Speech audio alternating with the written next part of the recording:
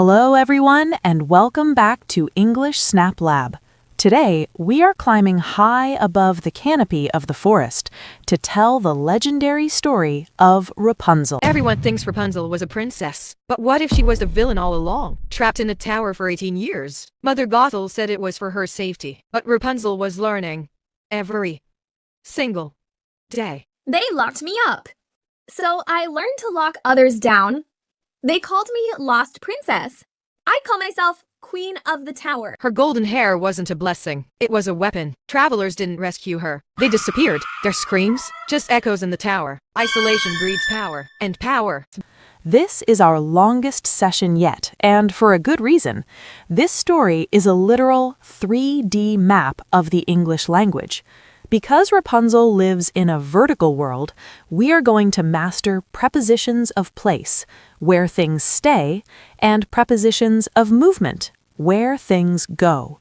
By the end of this video, you won't just know the story, you will be able to describe any space in English with perfect accuracy. So, let's travel to the edge of a mysterious garden and begin our journey. Once upon a time, in a small village located at the edge of a kingdom, a husband and wife lived in a humble house. Their home sat directly beside a magnificent, enchanted garden. This garden belonged to a powerful and frightening witch named Mother Gothel. The garden was hidden behind a very high stone wall, and no one in the village dared to go inside. One afternoon, the wife stood by her window and looked out of her room and into the witch's garden.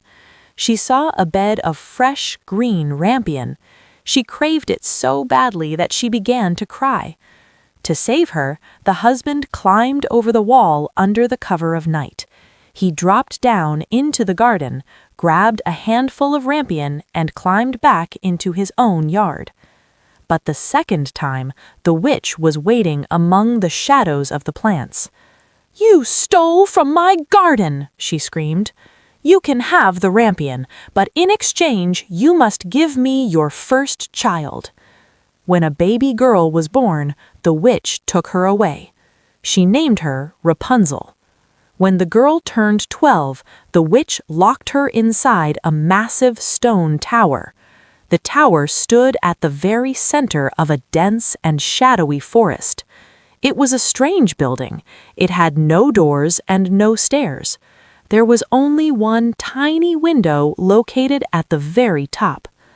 Whenever the witch wanted to enter, she stood on the grass below the window and shouted, "Rapunzel, Rapunzel, let down your hair." Rapunzel had hair like spun gold, and it was 20 yards long. She would wind her hair around a heavy metal hook beside the window and drop it down to the ground. Then the witch climbed up the hair as if it were a rope. Notice how we use up and down for vertical movement and around for circular movement. Rapunzel's hair goes from the window to the ground. Many years passed. One day, a prince was riding through the forest. He heard a voice so beautiful that he stopped his horse between two large oak trees. The song was coming from the tower. He searched around the base of the tower, looking for a door, but he found no way in. He hid behind a thick green bush and watched. He saw the witch arrive. He heard the magic words. He watched as she climbed up the golden hair and disappeared into the window. The next night, the prince stood under the window. "Rapunzel, Rapunzel, let down your hair," he called. The hair fell down and he climbed up. Rapunzel was bewildered. She had never seen a man in her entire life. But the prince sat across from her and spoke with a gentle voice. They fell in love. The prince began to visit her every night, sneaking past the castle guards and through the dark, misty woods.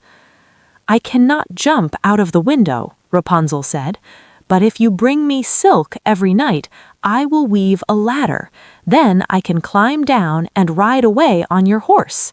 But the witch was clever. She discovered the secret. In a furious rage, she cut off Rapunzel's hair and sent her far away to a lonely, barren desert. The witch stayed inside the tower and waited. When the prince arrived, she dropped the hair down. The prince climbed up, but instead of his love, he found the witch. "You will never see her again," she laughed. He was so terrified that he jumped from the window. He fell into a patch of thorny bushes located below. The sharp thorns scratched his eyes, and he became blind. For years, the prince wandered through the world searching for Rapunzel.